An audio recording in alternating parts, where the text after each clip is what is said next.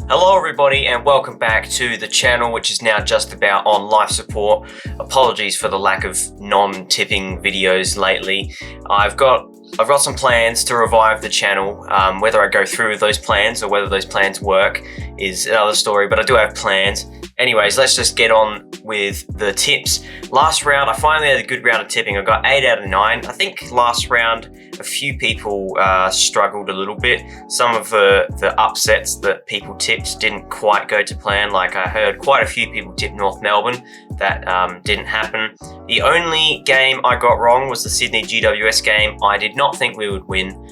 I thought the Giants would bounce back. I'll take the win. I'm glad that we won. So that being the only game I didn't tip correctly, I'm fine with that. So the round of tipping for me went just about as good as it could have.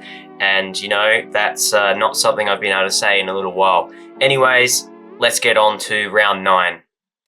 Thursday night footy, Fremantle versus Collingwood. On paper, this should be a pretty simple tip, but I think at home with Collingwood resting De Goey, Myercheck, Pendlebury and Cox, I think that there's an upset brewing here. Collingwood coming off the 5-day break. I think I saw something during the week that all other teams that have come off a 5-day break and had to travel the next week this year have lost. So that is definitely a stat in Fremantle's favour. It's a home game, coming off a poor loss. They need to respond, really.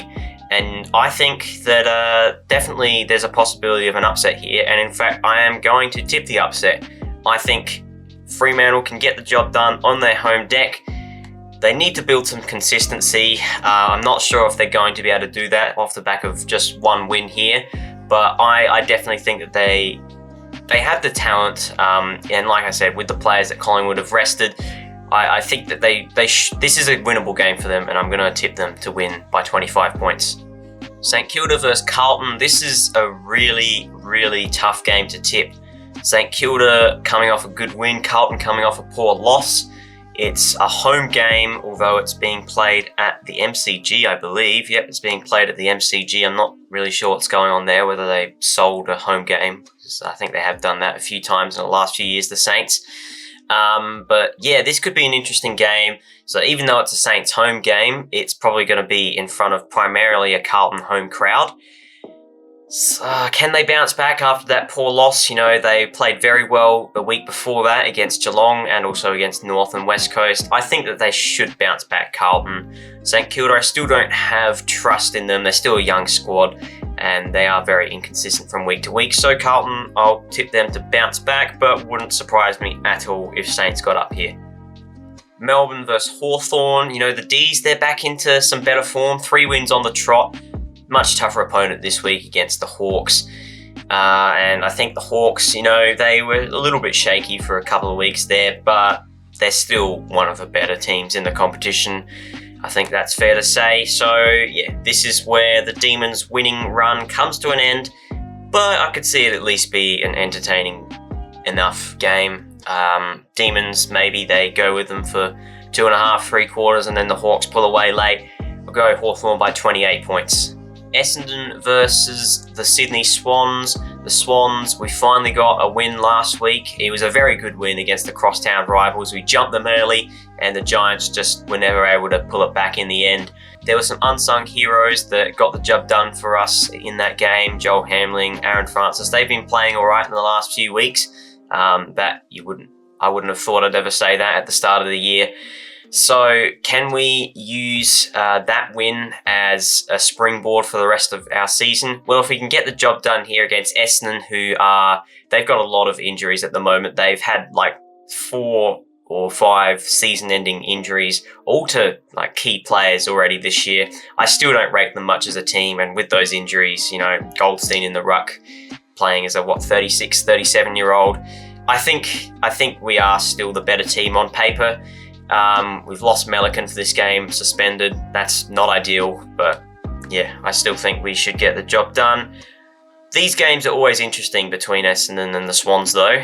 It could be a very, very close game, but I think we're the better team. I'll tip us by 20 points. Suns versus the Bulldogs. It is up in Darwin, which has become somewhat of a fortress for the Suns in the last few years. They beat the Dogs up here a few years back. I'm not sold on them at all, the Suns, especially the way they got beaten against Brisbane. The final margin only showed 17 points, but it was definitely that. I think that really, really flatters them. That does, because they kicked a few junk time goals late.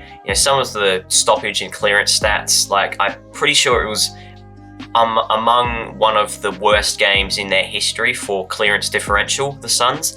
So yeah, that's not going to get the job done against the Bulldogs, who have Bontempelli back, Treloar back. They're humming at the moment, and against one of their first real challenges this year, the Suns, they failed to deliver. This venue definitely, and the conditions up there in Darwin definitely favoured them. But the Dogs, they played here a few years back. They got close to winning that game. I think the Dogs are going to get the job done in this one.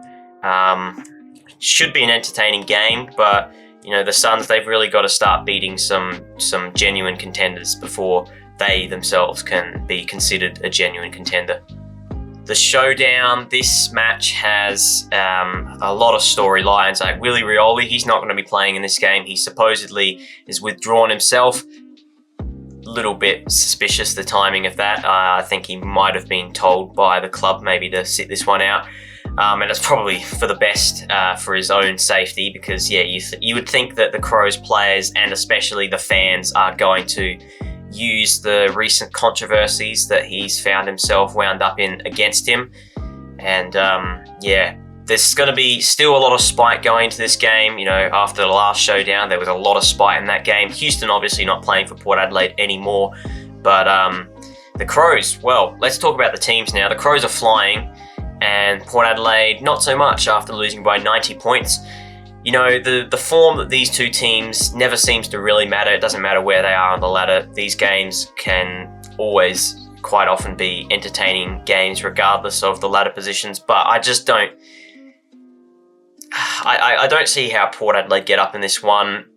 I think they'll definitely put in a better performance than their last game, that's for sure. They always seem to do that after poor losses, and especially against their crosstown rivals, they fire right up. But the Crows at the moment, they're just looking, they look like a well-oiled machine, and far, far better than Port Adelaide, so they should get the job done. Richmond versus West Coast. I was surprised to see on ESPN like 92% of people would tip Richmond in this game. I mean, I can understand why they're favourites, but they're not that much better than West Coast. And West Coast are 0-8. I think this would have to be as good an opportunity as any to get their first win. They squandered that opportunity to win last week. They've got to win at some point, and I think this could be the week. Because if it doesn't happen this week, I honestly don't know when it happens. But I am going to tip the Eagles in this one, because they just have to win eventually. Maybe they'll have a little bit more confidence after, they were up at halftime. They look like a decent chance to win that game at one stage. So I'm going to tip them in an upset at the MCG to beat the Tigers, because they just have to win a game at some point. They just have to. Geelong versus GWS. Well, haven't GWS fallen off a bit of a cliff lately? Well, they've lost their last 3 games, all in pretty disappointing fashion. And Geelong, they've looked pretty solid throughout the season so far. They got a thrilling win over Collingwood. Jack Crisp, unlucky for Collingwood to miss that after the siren. But, the Cats, they played an awesome final quarter at their home ground. Well, sure, I think they should win this one.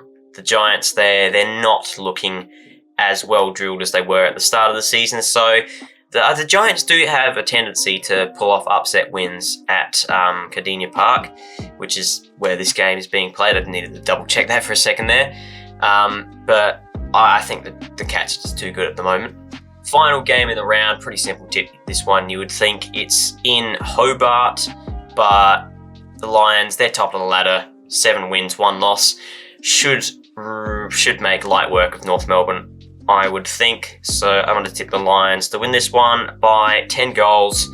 And that brings us to the end of round 9. The ladder, Brisbane on top, Hawthorn back up into the top 2, Adelaide climbing up to 3rd spot, and Bulldogs inside the top 4. Collingwood slide out the top 4, Geelong, Gold Coast and Fremantle rounding out the top 8. GWS slide down to 9th. Carlton and Sydney move up a bit. St Kilda and Port Adelaide in 12th and 13th. Essendon down in 14th. And the bottom 4, Melbourne, Richmond, North Melbourne and West Coast still in last position despite me tipping them to get their first win of the season. That is going to be the video over and done with, guys. I hope you did enjoy. Hopefully I get a new video out tomorrow morning. I've got a plan for the most controversial suspensions in AFL history in the light of the Paul Curtis suspension last week. So hopefully I can get that video out tomorrow morning. Otherwise, leave a like and subscribe to the channel if you did enjoy this video, and I'll see you all in the next one. Bye.